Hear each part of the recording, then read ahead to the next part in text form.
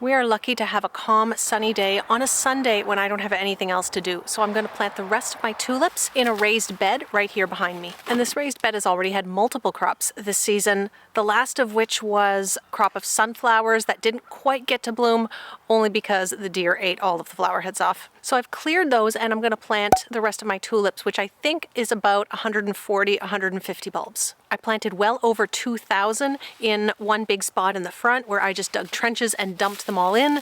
But these I'm going to be a little more methodical. I'm going to give them a little bit more space. This section is also going to be covered by a greenhouse in early spring, so I really want to see how much earlier they're going to bloom being under cover. We are a week into November, and thankfully this is the last major thing that I have to plant this year. All of my fall planting's been done. This entire garden next to me, including all of these raised beds, are planted, except for one row, but I do have a plan for that. I've already dug out a wheelbarrow full of soil from that one raised bed, so I'm gonna go get my tulips and we're gonna make a planting plan.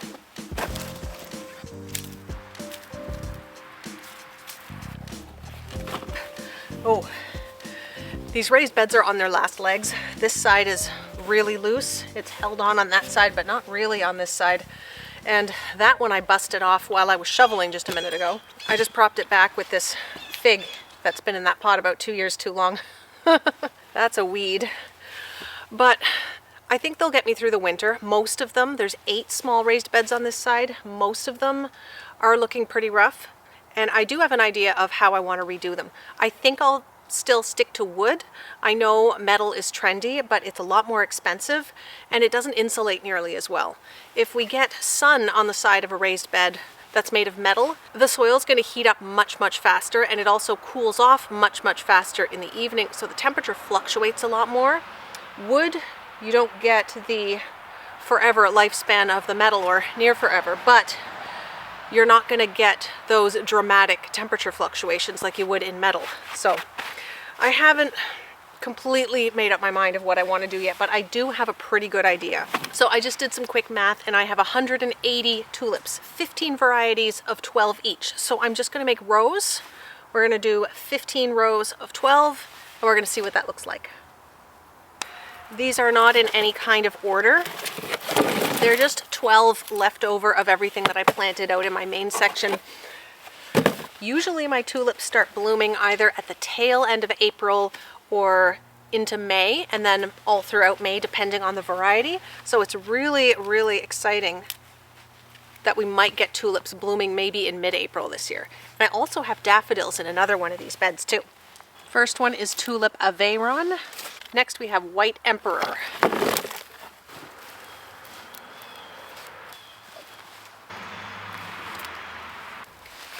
Number 3, Purple Crystal. 4 is Brisbane.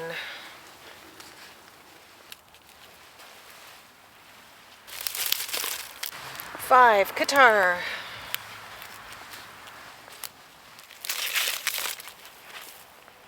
4, 5, 6, Palmyra.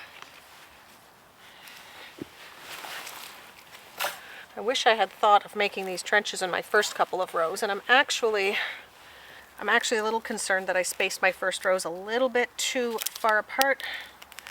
So I'm going to do these a little bit closer, and then if I run out of space, I can move those ones. Palmyra is good sized bulbs.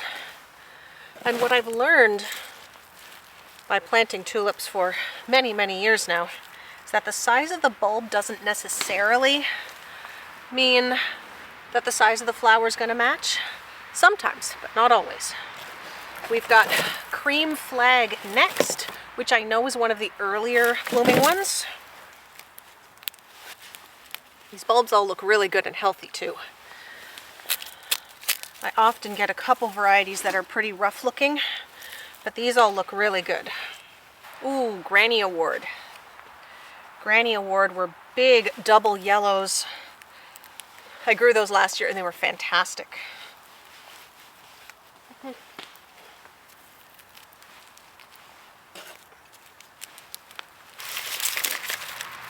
I don't have a label for these ones. Row number 9, I have no idea. But I do know exactly which of the 15 varieties I planted in that front. I have a list, in that front bed I have a list inside. So as long as the other 14 are labeled, I'll know which one this is by the one that's missing. Oh, apricot parrot. Another favorite.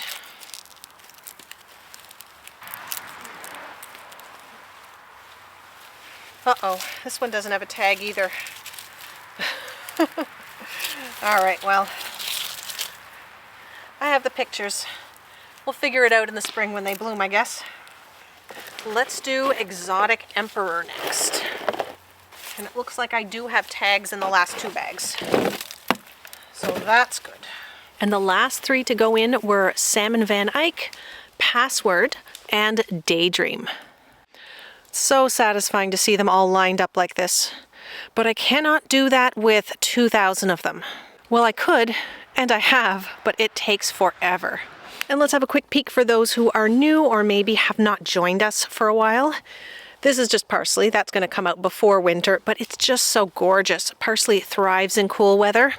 And I do have a lot of herbs sprinkled in amongst my flowers. These 2 raised beds are full of perennial lilies, which is why they don't look like much right now. The beds are going to get topped up a little bit. That might be a job for today. There's the tulips that we're going to cover over in a moment. This is Sweet William. Gorgeous and healthy, but it needs to be cut back a little bit before winter. This might be my favorite bed, and that is because it is full of saffron crocus. Now, a lot of them have bloomed already. There's a few stragglers. And in between, you can see we have snapdragons. And I'm not sure that the snapdragons are mature enough to overwinter properly. I did plant them really, really late. You can see too that I missed some of the saffron. I probably harvested a couple of dozen flowers already. This one is probably okay. Let's see if we can get that. Well, there's one. Sometimes it comes up all together. Don't need the pollen. There we go. I lost one, but it's hard to do this with one hand. So I'm still watching. There's still some foliage that's fairly new. It's fairly young, so we may still get some flowers yet. But I got a few dozen, and these have been in here for probably 4 years. In this one, we have some feverfew, and the half of it that looks bare is actually full of daffodils. I'm pretty sure that's where my daffodils are. In that one, we have some larkspur, and then over here we have carnations. Really nice double scented carnations. Those are going to be lovely. I've grown those before. And in total, that is 8 of these small raised beds. And in some of these in-ground rows, we have some similar. There is young feverfew, first-year feverfew. We have lunaria, and we have the same larkspur that was planted in a raised bed. There is a little bit of Rudbeckia, although it looks like insects have eaten some of it. Rudbeckia tends to be pretty hardy. This is 3rd-year Rudbeckia next to it. This row is empty, but I'm going to put seeds down before the snow so that they'll come up first thing next year. And these have snapdragons too, but they are even smaller than the other ones, so I'm not going to count on those. I've actually never successfully overwintered snapdragons, which is really strange, but I always just get the timing wrong. The exception would be by accident. I have 3 small plants in this row that's self-seeded, and they're looking gorgeous. And snapdragon seeds are tiny and usually not recommended to self-seed, but I always tend to get a few, so I might actually try to do that next year. They obviously can be done, and if they come up a little sporadically, I can always move them. So I have 3 gorgeous healthy plants and a lot of really tiny little seedlings that may not make it through the winter. But we'll see. Anything I get will be a bonus and take the pressure off of seed starting next spring. The chaos in my greenhouse, we have a hay bale, my garden bag, which I'll take inside when I'm done. We've got some asparagus crowns that I'm just keeping wet because I'm going to take those to the elementary school. And oh, my neighbor brought me some tarragon. That's nice. Something really small has been digging holes in my seed tray. I suspect a mouse. There's some leftovers that I didn't really commit to where I was going to plant. This got started really, really late. This is campanula, and at this point, I'm going to take these inside when it starts to freeze and pot them up. And then we have some food. We have some green onions, some bunching onions that are gonna go in the kitchen. This is leftover larkspur and feverfew that I think I'm just gonna stick in an ornamental bed somewhere and see if it overwinters. There is one foxglove in there. This is a border height Sweet William, which means it's really short. Looks like my peanuts. I started some peanuts in a pot. I decided to do a growing food indoors experiment, but I've been kind of ignoring it. I do have some gorgeous looking dwarf tomato plants though, that are even starting to fruit, so those need to come indoors. More bunching onions, and I forgot that I started lupins, so same thing. I think I'm just gonna take those inside and pot them up, and no idea what I'm gonna do with the sweet potato vine. So that needs to be cleaned out and set up. I have a nice chair in there, but there's also a hornet's nest up in the corner that I have not yet dealt with. Desperately needs to get dealt with. But now that I'm done with all of my planting, next time I come out, I can deal with this greenhouse and make it pretty again. But back to the fall planting. It's been close to a month probably since I got all these in the ground. It's starting to look really good, and in some cases even starting to put on some new growth.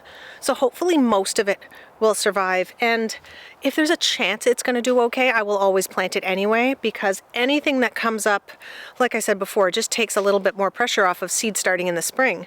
Even if half of this survives, and I know most of it will because I've done it before, larkspur and feverfew are always no problem. Rebecca is usually hardy. Carnations have overwintered with no problem. Carnations and Sweet William are all different varieties of dianthus. They're all sort of related. So their hardiness is not always similar, but in this case it is. And the established Sweet William gave me hundreds and hundreds of stems this past spring. So I'm really hoping that it'll overwinter again. It's sometimes a biennial, but I also have some more planted in the front that went in this spring, so I should have even more of that this year. Clearly I'm getting distracted and we are starting to lose daylight. It is sunset at 5 p.m. now, which is really sad, but at least I'm not getting out of bed in the pitch black in the morning anymore. Let's cover up those tulips and then clean up.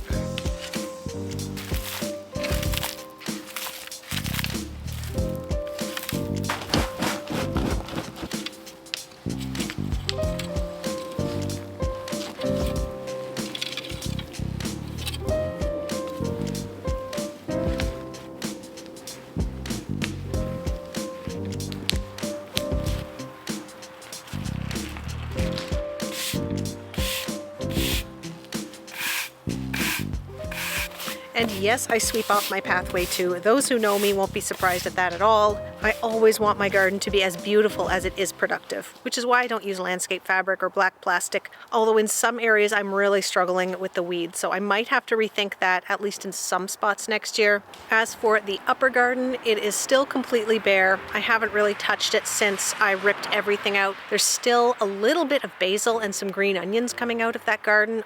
Nothing has happened in the front or the ornamental beds, although I do have to cut back some perennials. And you had a good thorough tour of the spring cutting garden. I'm always calling this garden different things. It's sometimes the cutting garden, sometimes the greenhouse garden, sometimes the lower garden. But this year, spring cutting garden seems to suit it really well, especially since it is completely planted and should give us the earliest cut flowers next year, and maybe some herbs too. I'm also going to bring inside my 2 tomato plants, my peanuts, and 1 pot of green onions. I'm going to pot them up and get them going inside. Thank you so much for watching. Don't forget to like, subscribe, maybe hit that new hype button thing if you're watching this within the first 7 days. I'll see you next time.